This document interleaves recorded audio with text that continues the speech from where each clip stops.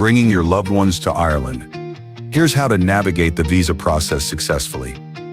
Planning to reunite your family in Ireland. First, let's understand the main family and dependent visa types available. The spouse visa lets married partners join their loved one in Ireland. Eligibility depends on your status and relationship proof. Dependent children may be eligible to join if they're under 18 and fully dependent on you. Include all required details on forms.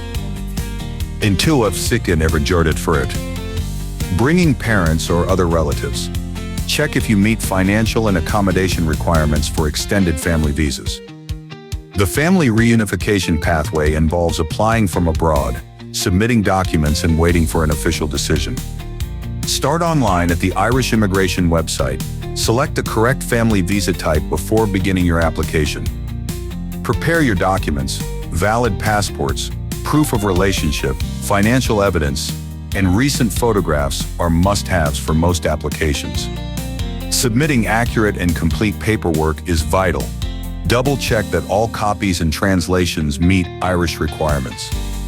After submission, keep track of processing times. Average processing varies by visa type and application volume. Once approved, your family receives official permission to travel and live in Ireland. Celebrate together when you get the news. Arriving in Ireland, have your visa and original documents ready at border control. Answer questions truthfully and calmly. Common mistakes include missing papers, old forms, or unclear proof of relationship. Double-check everything before sending. Always consult the latest official guidance or consider speaking to an immigration advisor if you're unsure about any step. With careful planning, your family reunion is within reach. Take the next step towards bringing your loved ones to Ireland.